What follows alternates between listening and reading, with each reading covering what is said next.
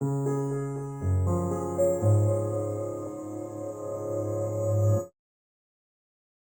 of the questions people ask me all the time, and I think it's an important one, is what advice would you give? And when I look at what we've done, the only thing I can say to them, well, I can say two things to them. One is, don't wait, and the second is, there are no mistakes. I always wanted to make films. I didn't always want to be a filmmaker. That's a slightly different thing, but I always did want to make films. I always did, to be honest. All right, so this is where I work, right? This is pretty much where I am most of the time, and the desk has just the usual sort of mess that it would have when I'm working. So there's books, CDs from Mariah Callas to some old biddy I've never heard of. This is my library of archives. Essentially, it's a collection of images going back a century.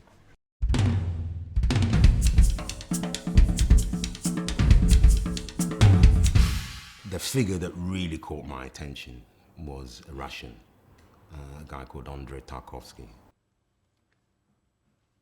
And the film that really did it for me was Mirror. Это так понятно. Я люблю тебя. It's the one that feels like the border of cinema, Like, when you start off, you're trying to understand what the limits of something are, And when I saw Tarkovsky, I thought, okay, this is it.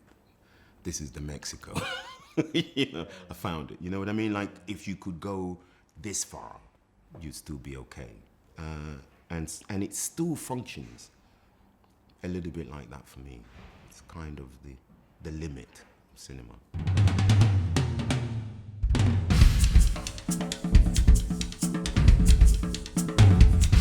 I do installations most of the time in the gallery world,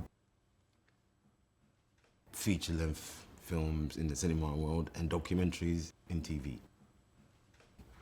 The ideal way of working, for me, if you want to occupy these multiple zones, is to be aware that each of the zones has its own demands: ethical, political, cultural, aesthetic, blah, blah, blah, blah.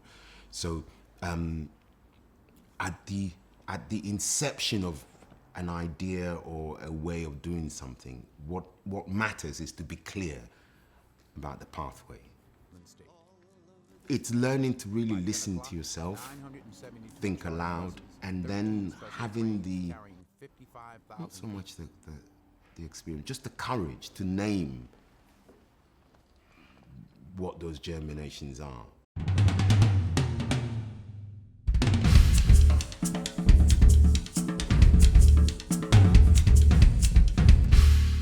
Is the philosophy, which is really what it is, of Montage, the commitment to bricolage, the commitment to having discrete elements, fragments, come together.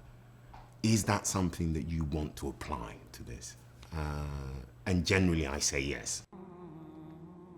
Everyone who helped popularize the philosophy of Montage was interested in one thing: the third meaning.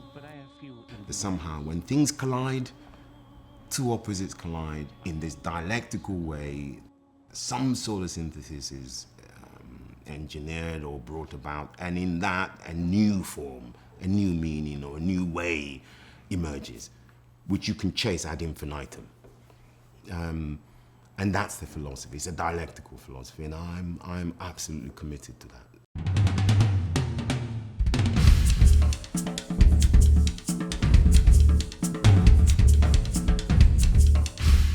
The thing that, in a way, I've spoken a lot about is how much the archive is this sort of memory bank, which connects it to questions of mortality.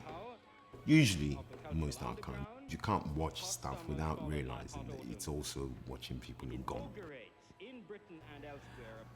That recognition is on its own not very much unless it's married with a second recognition, which is that the image is one of the ways in which immortality is enshrined in our psyche and in our lives, you know.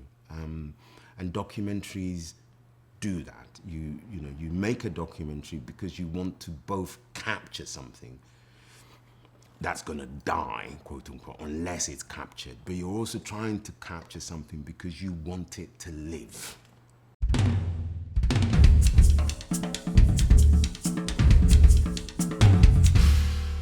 The question of why history matters is connected to why the non-fictive or non-fictions matter. Because you could tell, and I'm using the two phrases here in metaphoric terms, you know, you could tell when a surplus of fiction has got into the mix, you know. So one of the reasons why